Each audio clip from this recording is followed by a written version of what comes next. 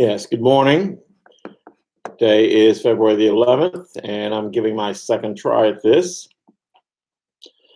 Today, once again, we are talking about the Judeo-Christian Muslim family tree, the the period after the Jews were returned back from captivity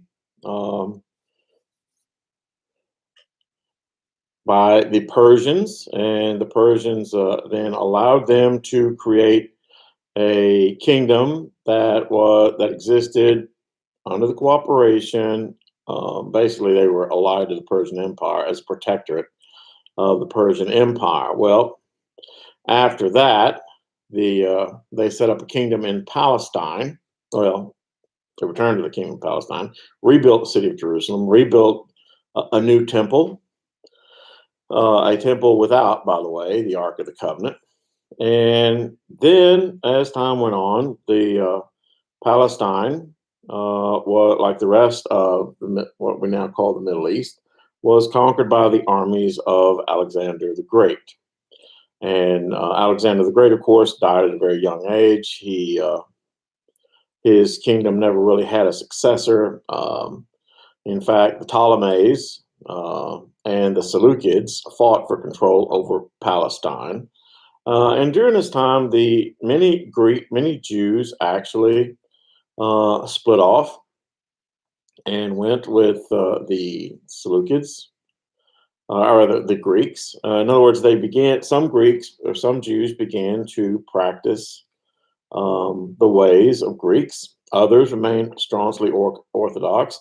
And so there was a three-headed civil war going on. Of course, Jews against each other, but also Jews against the Greeks.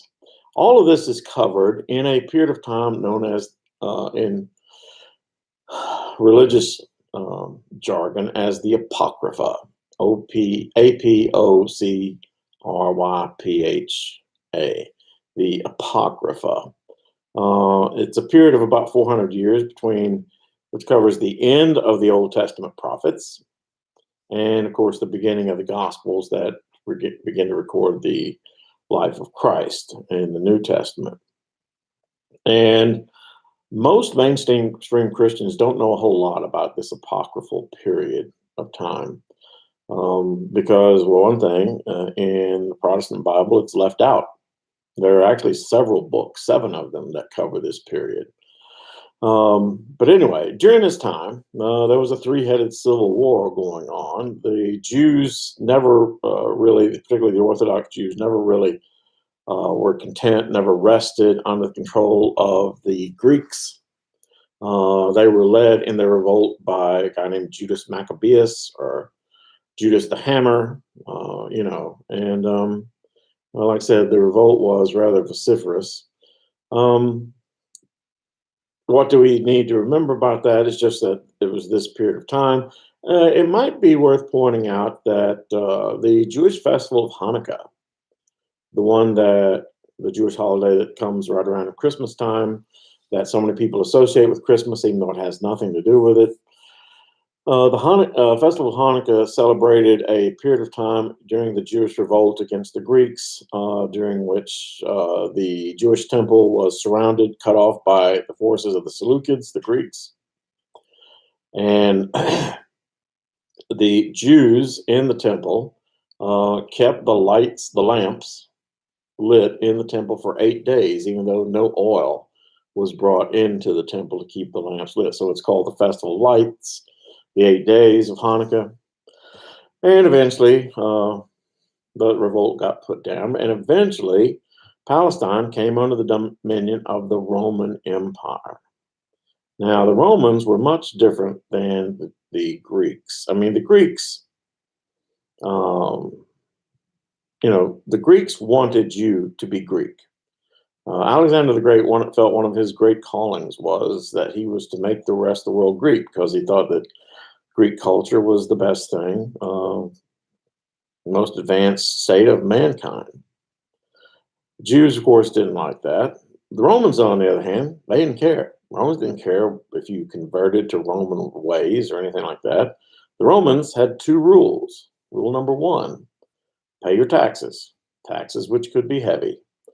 But pay your taxes. And it's also worth mentioning that um, when the Romans dominated much of the ancient world, um, much of the ancient world actually experienced prosperity under the Romans because the Romans kept the peace.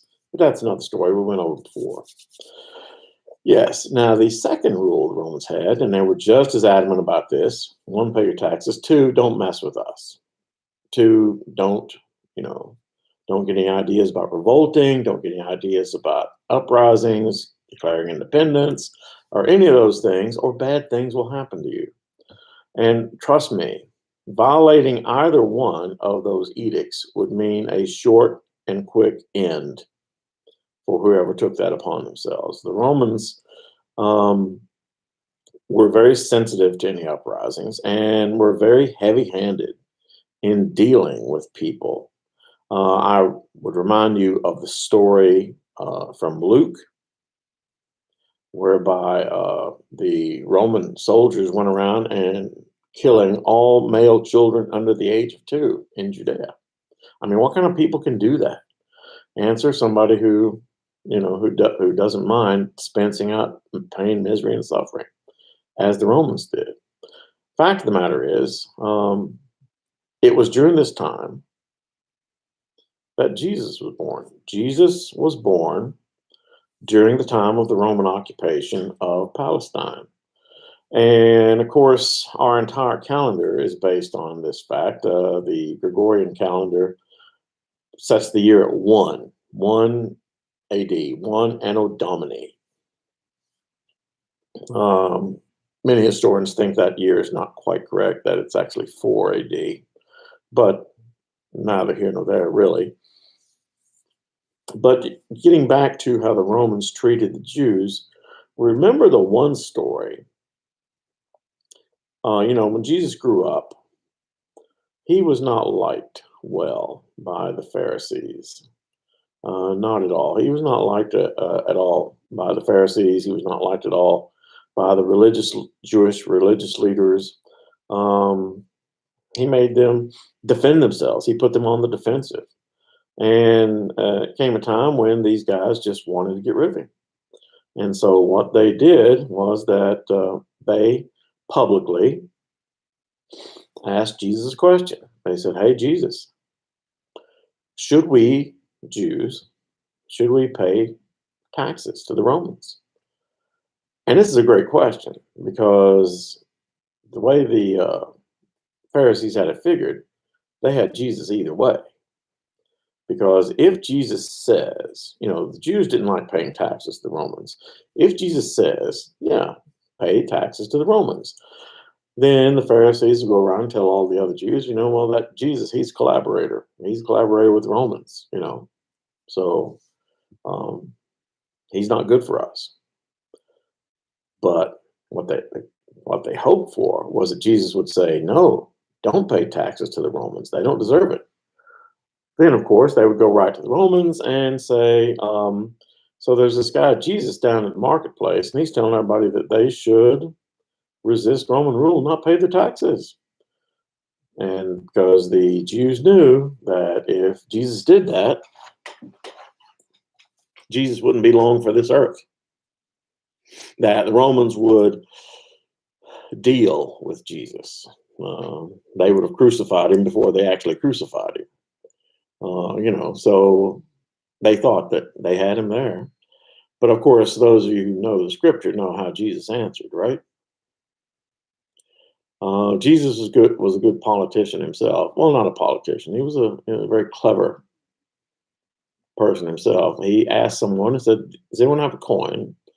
And somebody gave him a coin, and he pulls up the coin. He said, "Whose face is on this coin?" And every time there was a new Roman emperor, the Roman emperor would have his face transcribed onto all coins. And of course, I always said, "Well, it's Caesar's face." And Jesus gave the coin back to the person that gave it to him and said, "Render unto Caesar that which is Caesar, and unto God that which is God's." And the question was answered. Pharisees were frustrated. But the fact of the matter is, the point that I want you to get out of that story was that the Pharisees wanted to use the Romans to get to Jesus. It illustrates the idea that the Romans don't mess around. Pay taxes, don't mess with Rome. So, now Jesus, of course, lived in the first century AD. He also died in the first century AD. Later on in the first century AD, there was the great Jewish revolt against the Romans. There was a group of people called the Zealots, Zealots.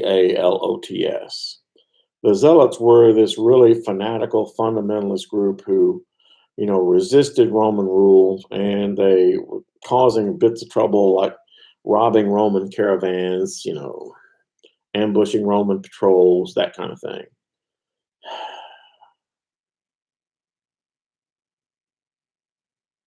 Don't do this to me. Excuse me, everyone. Something is wrong. Yeah, there we are. But my screen just went white.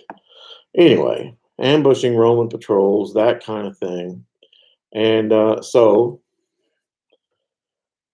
these zealots, the Romans finally sent a large contingent of soldiers to find them.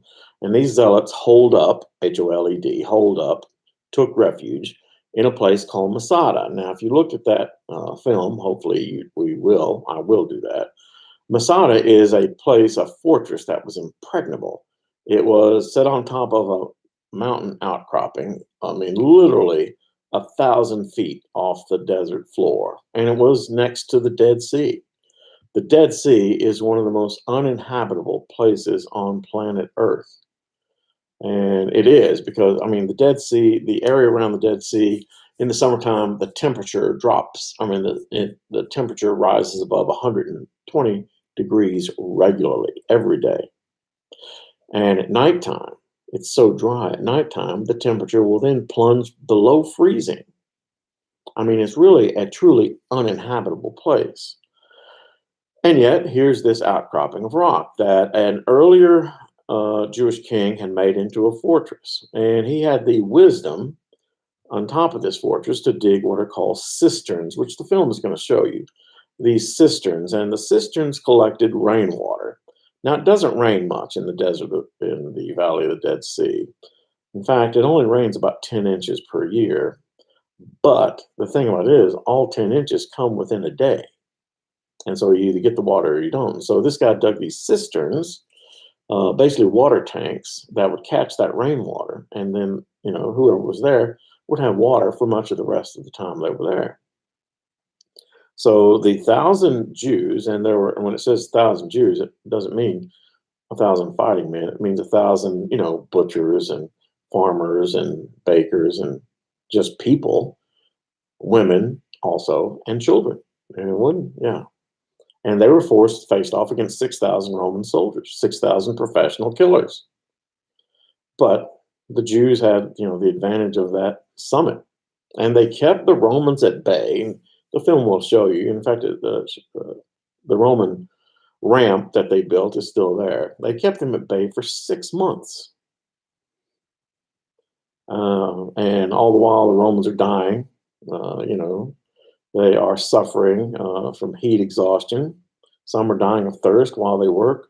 It is possible, And then, of course, the Jews enjoyed plunking an arrow down and picking them off every once in a while. But eventually, the Romans are the Romans. And they were able to build a ramp up to the side of that mountain. And they were able to build it so that they were going to crash through the door. Well, the Jews knew what was it they were in for. The Jews knew that, Romans come in here, kill some of us, take the rest of us back to Rome, and make us a spectacle in the Roman Colosseum, shame us. And so it's quite interesting. The next morning, when the Romans broke through the door with their battering ram, they ran in and began searching the place for somebody to kill, and it was dead silent. What they found was that during the night, the Jews had divided up into groups of 10 men. Every man went back to his family, and Amongst these Jews was a kosher butcher, and he showed them how, by taking a knife and slicing the carotid artery, that death comes within seconds. And so every man went back and killed his family. And then one man of the 10 killed the other 9. And, they subdivided into smaller groups and so on until there were a few survivors left. Some women and children had hidden down amongst the cisterns, and they were found. But the point of the matter is, it was humiliating for the Romans. I mean, the Jews had made them work and sweat and toil and suffer for nothing. And so the Romans went, ha, ha, ha, you guys are funny. So tell you what, Jews, here's what we're going to do. Not saying you have to go back to your houses. In fact, we are saying you can't go back to your houses. It is called the Diaspora. Diaspora, Diaspora. The Romans in the year 70 AD kicked all the Jews out of Palestine. The word diaspora means scattering. They kicked them all out. They could no longer stay in Jerusalem, could no longer stay in Judea, and they went to the four corners. Four corners of the earth, that is.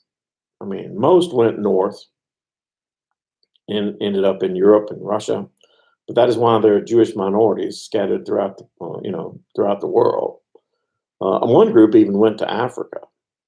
And what's interesting, 20 centuries later, in 1948, when Jews began going back to Palestine to set up the state of Israel, there shows up this group of Africans.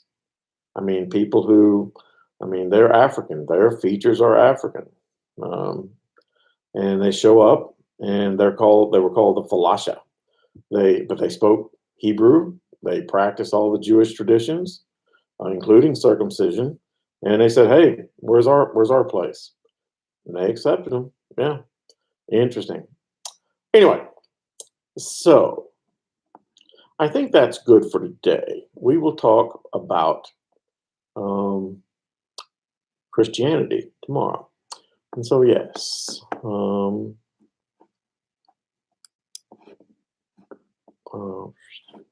forgive me. One moment. There we go.